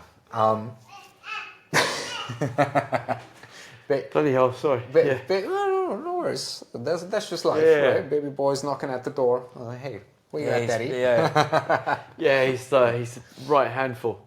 I probably need to do more. I mean, actually, I probably need to learn a little bit more about Buddhism. But actually, this lady who actually looked at my things, she actually said, "Oh, you're basically in my past life, I was Buddhist, definitely, and then even in this life." So I haven't really in this life looked at much of this, but I think I actually live in that kind of zone, in that kind of way. Do you know what I mean? In many ways. Without kind of, actually even looking at it and sort of analysing it and reading about it, I think I'm already adopting it, basically, And that is awesome. I mean, nobody has to study scripture or study text. I was going to say so. More like, I think many people just embody it on their scale, like whatever is the kind of stuff that's flowing through you. And you are tapping into the very same thing through music. And that's the beauty of it, right? We can tap into the same wisdom, the same origin, the same source, the same information through different means. We just have to find out what is my means, what's my antenna. Like, how do I receive signal? You receive signal through music. Right?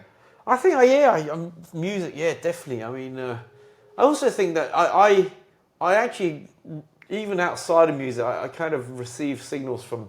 Even just walking around the beach, I find. It's sweet. It's like, it's like... But I need to be kind of on my own. Just walking on the beach or something like that, and just being, being at one with myself, I guess. It does help. It does help. Doesn't always, Cheers, not always. I don't always get the opportunity. That's the problem. The domestic situation is quite different nowadays. With the baby kind of knocking on the door and him waking up like sort of 5 a.m. and. That's tough on you, It's I barely caught a wink of sleep, and he's like, it's like there, like he's going crazy. But it is what it is. It's great. It is amazing. But having a kid is also that's another journey in itself. I mean, I haven't quite worked out what it's all about yet. I'll let you know once I've kind of Yeah, processed please that. do. Yeah. Once I'm in the situation, I know what to do. Probably I'll forget all about it and be completely I overwhelmed. don't know. It's almost the bizarre thing. I know this is a bit sort of left field and off topic. Oh, it doesn't matter. I was in a delivery room Oh, yeah. when my wife gave birth, Uh-huh. and it's just, this little kind of being came out. He was all purple. I don't know why, but I think all babies come out kind of purple because I don't know. Maybe they're not used to sort of air or something. I don't know, or like the blood vessels are kind of like circulating around everywhere. So, and I just remember like him coming out. I mean, before it was only 2 people, now it's suddenly 3 people, and it was just such a life-changing experience. And I looked at my wife and I just cried. It's kind of bizarre. It was just like I just cried. I don't know why. I just did. And then like now I just look at him. I go, okay, so and I look at this baby and actually, I mean, before it was like he's so helpless. And I'm going like, and it suddenly changed your life because I looked at him, I thought, he's actually looking at me going like, I'm relying on you not to fuck up. Do you know what I mean? And suddenly like, I'm going, okay, hold on a sec. Yeah, actually you're right. So I've actually got to I've got to start being less reckless. And I've got to actually think about not just myself. I mean, I've got to think much more about the family and I've got to sort of think, differently. It's just kind of, it changes everything. Right. It's kind of bizarre. Right. I never thought it would, but it does. You never thought it would? No, I just didn't think, I just thought it was baby, another thing, but it does change. It's just like, it's almost kind of like turns your world upside down. But it's great. It's at the same time, it's great. It's an amazing experience. Seeing somebody like this new being there, who's looking at you, and he's fresh out of source. He's happy as chips, Unstained. and everything happy as chips. Yeah, he's happy. A pig in shit, whatever. So he's just kind of like whatever he's doing, he's just happy. He's just kind of like messing around. Right. At the same time, I realised that he actually needs me not to screw up. Right. He doesn't tell me that. No. I tell myself that because I'm going like, if I do screw up, he's not going to be okay. So it just changes the dynamics a bit, yeah. But it's great. It's great. Responsibility. Responsibility. Responsibility. Things I'm used to having responsibility. So I'm running companies and several companies. Oh man. Having a lot of stuff, but this is a different type of responsibility. Right. Very personal. Oh, yeah. A wee one. Yeah, so it is an amazing thing, and I encourage people to have kids. I think so, but I would say, well, I mean, I do sometimes worry. You have these countries where people have kids and they pop out, and the kids suffer a lot, because there's there isn't enough of anything, or even of anything, and I just feel that's a bit bad. And that's why I recently just donated like 10 boxes of milk to this charity. I just thought, I just thought, okay, I could do that. At least I can do. Right, absolutely.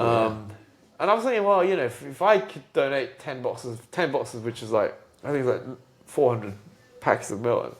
Okay. But the problem with that is, we actually hand delivered once, my wife and myself, to this orphanage. This orphanage had about 100 kids, and Here in Da Nang? Yeah, in Da Nang. So we loaded up the car with eggs, rice, and eggs, whatever, milk, whatever we could. But I'm thinking, so we got these 2 big boxes of eggs, and like lots of milk and a few bags of rice and lots of oil and whatever. Basically, the whole car was full. Right. I'm thinking, hold on. we got maybe 2 boxes of eggs. That's like 200 eggs. And then like all this rice. I'm like, that's only 2 eggs each for the kids. Now the mindset's in. Yeah, you know, the mind's Only going 2 eggs per only kid. 2 yeah, Shit. yeah, that's going to last them like half a day. You know what I mean? I was thinking, actually, that's not going to be enough. I mean, after that, I kind of realized, well, actually, that although we're doing a little bit of good, it's actually almost like a drop in the ocean. It Do you always, know what I mean? It always will be. It always will be, Jason. It's like, It I always mean, will that's be. like virtually nothing. I mean, you fed like, you know, a kid for like half a day. You know, I mean, almost like. But you're feeding kids, and that's different from feeding no kids, right? Yeah. And getting started is different from like perfection, you know. Right. Obviously, but what is perfection? What is enough? What is enough for you? What is enough for the kids? I mean, you're doing it, and you have an inclination to do more. That's amazing. Just keep going. Right, Just keep yeah. going, man. Yeah, don't beat yourself up for No, shit. I'm It's not- just 2 yeah. kids, 2 eggs per kid. Fuck. Yeah, it's not enough. I'm going It's like, not enough, man. No, man, you're doing something that is great. yeah, but You're helping I kind of part of me thinking, oh, you know, actually, I need to kind of scale up a bit more. I need to think more kind of. I think your baby boy really wants to join the conversation. yeah. Maybe we should let him. Yeah, That'd no, be I fun. don't know. I don't know about That'd that. be fun. I think he'll kind of wreak havoc. Yeah. Wreak havoc. Oh, well, Yeah. at some point we'll The probably moment have you to open, kick him out again. yeah, the moment you open the door, that's it. Ah, shit, it's Pandora's Yeah, box. Pandora's box. Yeah. Yeah, I see. I see. Anyway, sorry, where were we? I think we just talking about. How was some music, man? I was thinking about that. Oh, do you want me to play a wee song? Dude, yeah, I mean, now that we're here in your piano room, I mean, Okay. like that'll be an interesting shift in dynamics. All right, for let's play a podcast. little song. What should we play? Let's play a fucking song. I don't mind, man. What should I play, man? Whatever you want. Whatever Oh, I you don't want, know. Jason. Whatever you want. What a glass of wine. Oh, a glass of wine. Yeah. Just see whatever comes to your mind.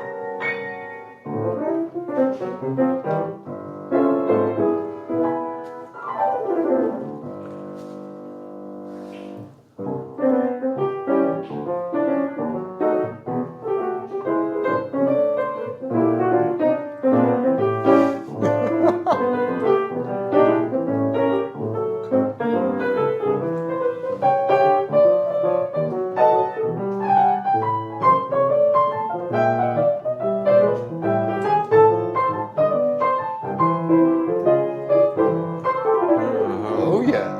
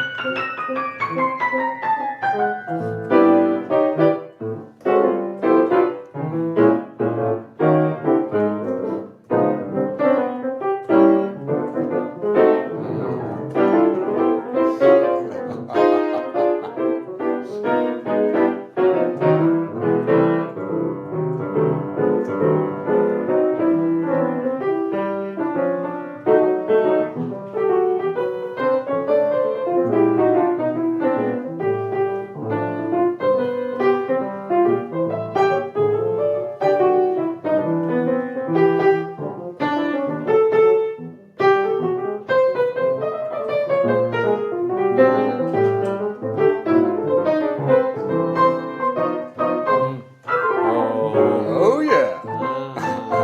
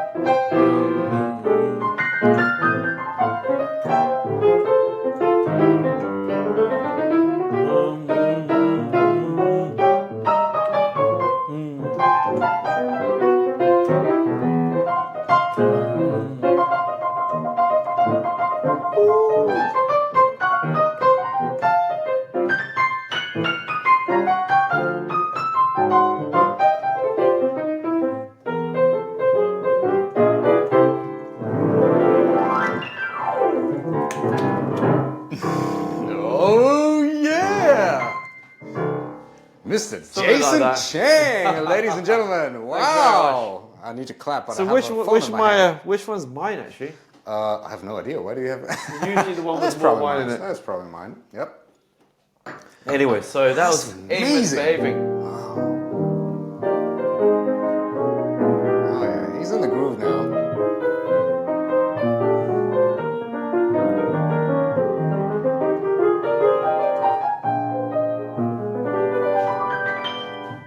This is an old song actually. This is one of my favorite songs. Oh, bring I it haven't on. played it in a long time. Right. I'm just gonna play the head. That'll be it. All right. It's called Danny Boy. Danny boy. Here we go, Danny boy. Okay, That's so- for you, Danny boy.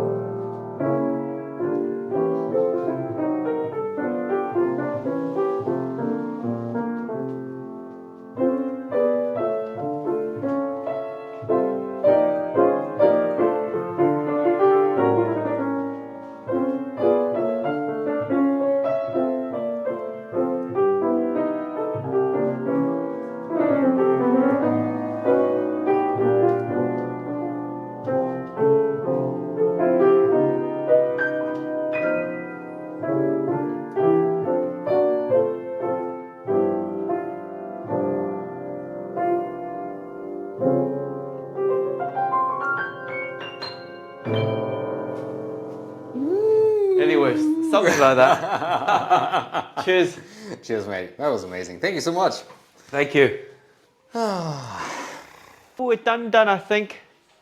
Really? Yeah. He keep knocking the door. I know. He's kind of sorry about the baby. All right, just make sure it's all locked. If I can get rid of that. You want to get your baby boy on the camera as well? Him. Oh, bring Oh, him in, you man. are- I don't right, mind. fucking hell. Give him 5 minutes. Okay, BB. So this is All right. crazy baby. Here is the camera. Yeah, He's tired he's already, not yeah. interested in the camera. He wants Not to. interesting camera. He wants to mess around. But been with- knocking at the door all He night. wants to. Yeah, he's been knocking on the door all night. Now you're in here. What do you want to do? He wants to leave. Now he wants See, to go back. that is the that is what how life is. That's dad life. Dad It's, life. right it's there. almost like when you're out, you want to go in. When you're in, you want to go out. Isn't that the human experience in a nutshell? Yeah, the outer and the inner. Yeah. All right. Anyway, man, so- last glass and then we're done. All right, okay. Yeah, Saturday night. I think we're entitled to a little glass here and there. Man, Jason, thank you so much for this little solo. Oh That yeah, was yeah. beautiful. That I was don't know. I beautiful. mean, really it's appreciate yeah. it. Hope it was okay. I mean, yeah. Absolutely, fucking okay. Yeah. Cheers, And cheers, it's, cheers. cheers, man. Cheers, yeah. Beautiful evening, and so much different from any other podcast episode. Just like talking, and just a little- yeah, I don't hope I'm, just, beautiful. yeah, that's just different language, I guess, yeah. It is a different language, exactly. But this piano, there's one thing I want to share about pianos. Let's go. I know this sounds really weird, but a lot of the times when I play a piano, I can almost feel like what's been through it, what sort of music's been through it. Like what has been played on that piano before. Yeah. So, for instance, if I play a piano that's mainly been used for classical music, Right. I could tell you that because the moment I play some of these jazz chords, the piano almost like going, oh, I don't want that. the piano actually resists, going like, hold on, Oh, this feels really weird, and then so it's every piano, but it only happens with pianos, not with electric keyboards. Wow. Pianos actually have it almost you can memory. Yeah, some kind of memory, some kind of sort of.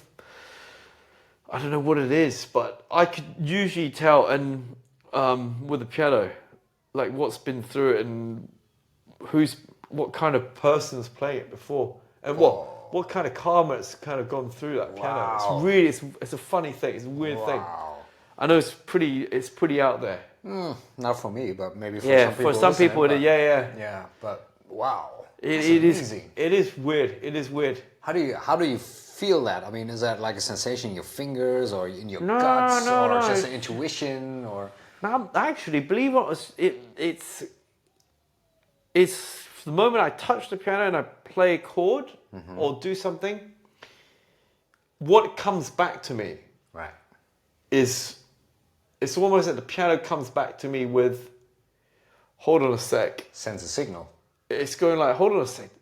I'll give you what you want, but hold on, but it hesitates. It hesitates. Oh, wow. It's going like, hold on, this feels weird, and there's certain chords that just you could tell that the piano's never almost had these chords played through it. Do you know what I mean? Because some of these jazz chords are a bit unusual, and and I think classical music will be considered like, completely like, the devil's chords or whatever it is. Because there's the devil's intervals, like, let's say that the what do you call it, the fifth? The devil's interval, yeah, right. Yeah, the C to the F sharp, whatever it is.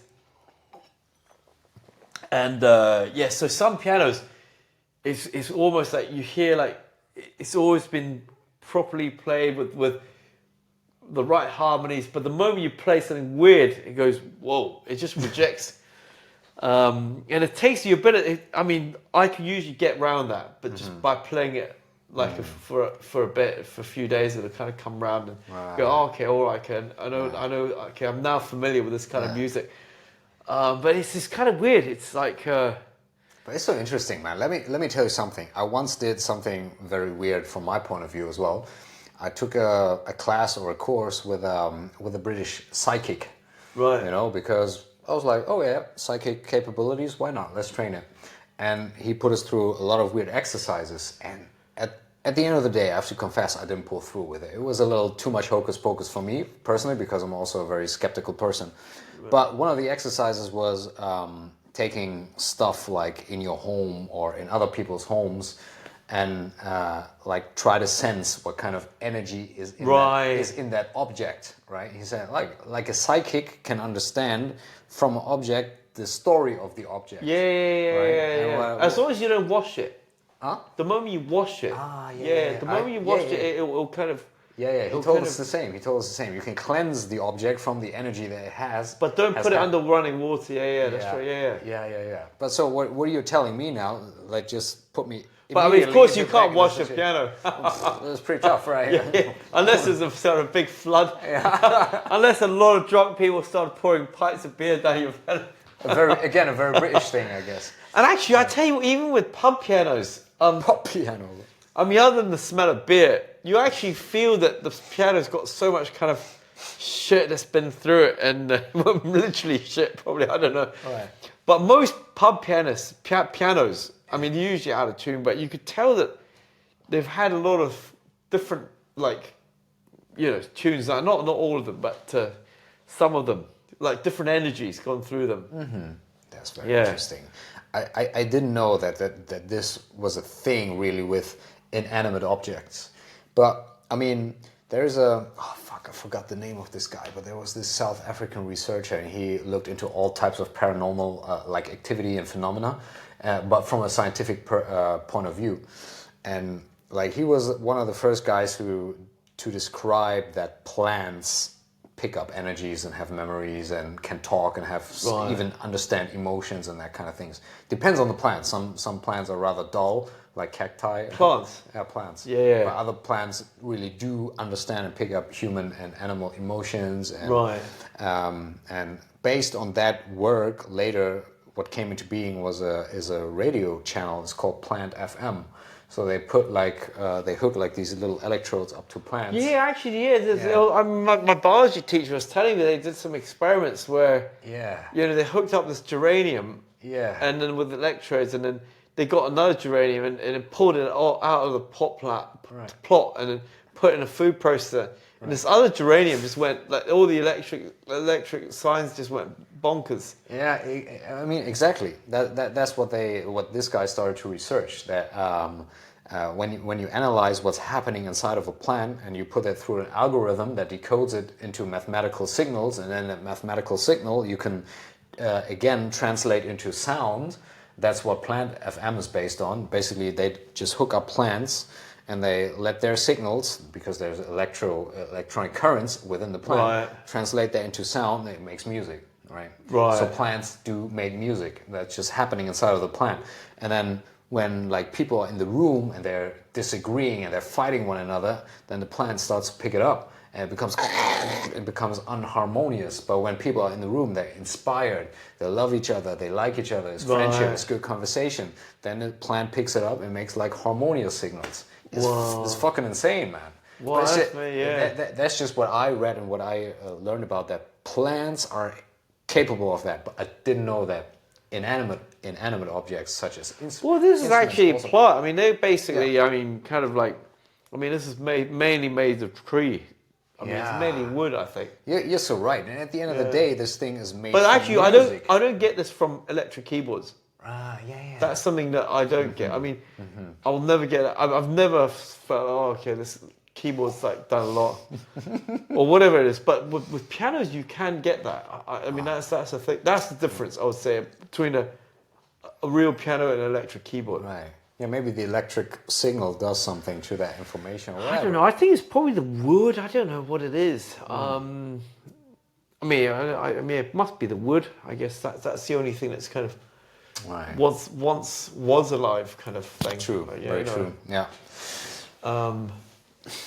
Yeah, I mean, it's I was going to tell you this, but I'm not sure I should. But go ahead. I had somebody who died. We all do.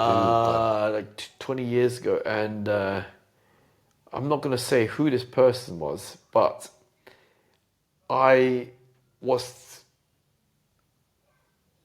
basically he died. You know, we found him in his flat. Probably 20 days after he died. Oh shit. Yeah, so it was, somebody, basically neighbors discovered a smell, and somehow I was tasked with, just cleaning up efforts anyways. And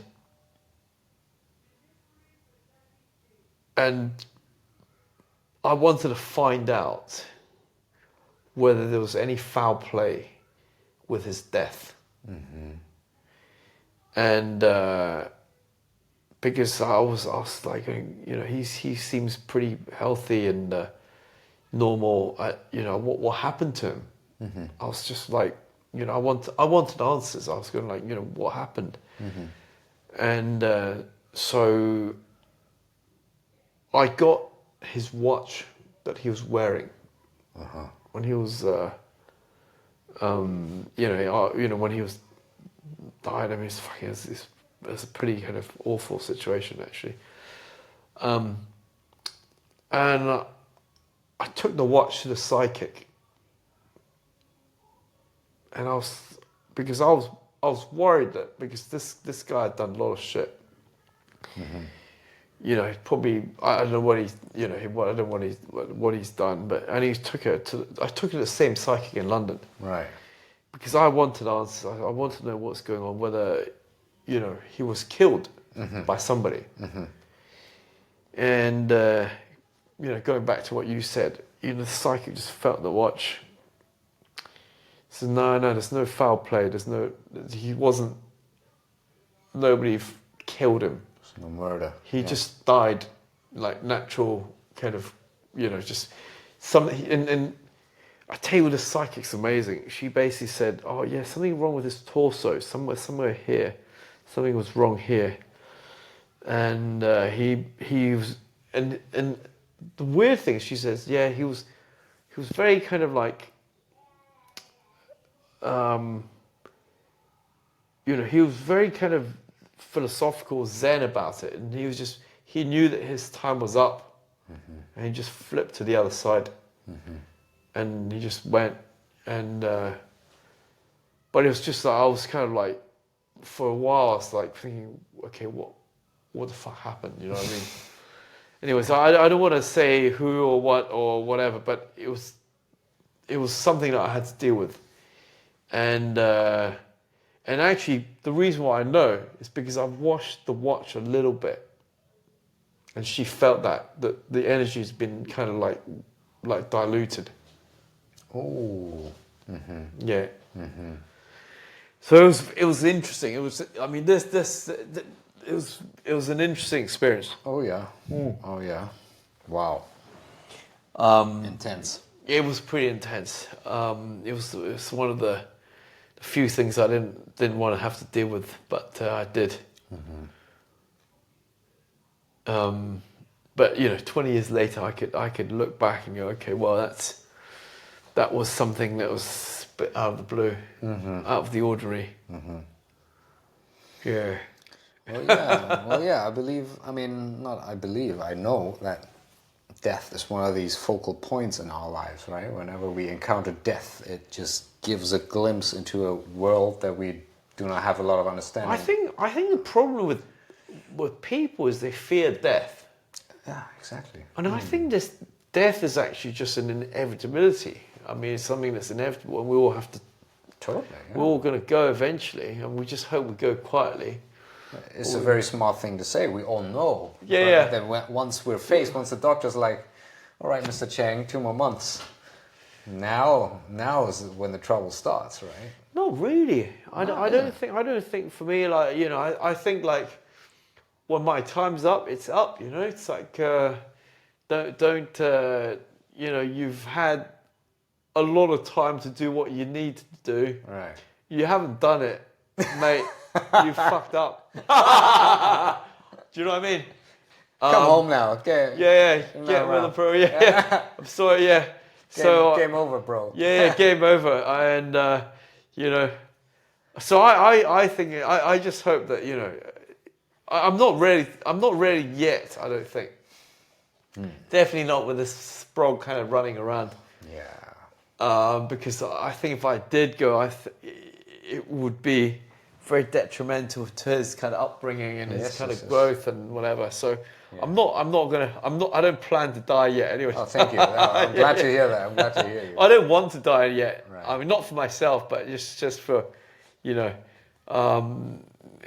people around me, I guess. Yeah.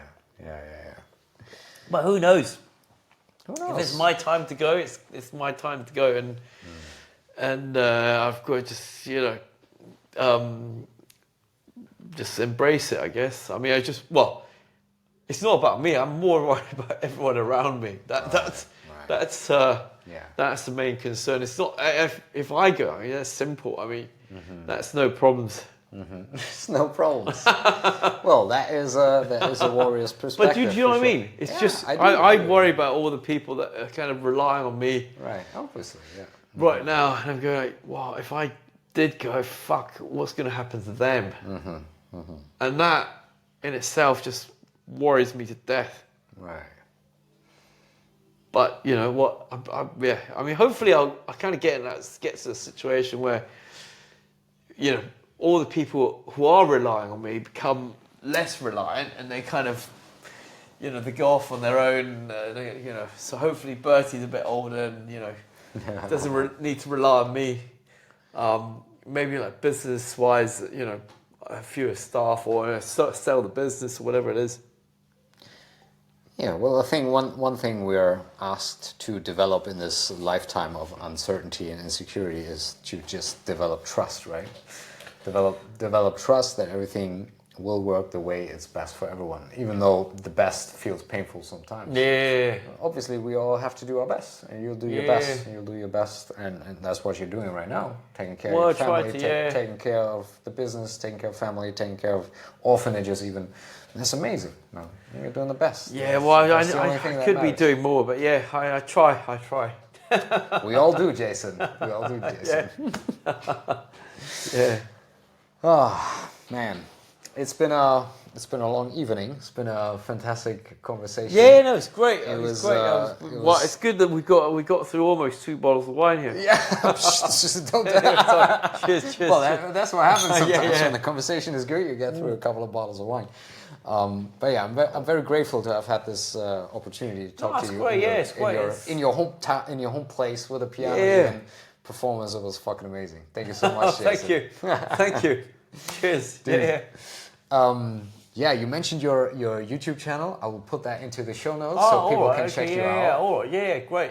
Anything else you would want to add where people would like contact you, follow you, whatever? I don't know. Yeah, into the, sign up. into the sign up for Hotfoots. Yeah, okay, cool. Yeah, we can put that into the Sure, yeah. That sounds great. Thank you so much. All right, man. Thank you so much. Jason. Yeah, man. Good stuff. Yeah.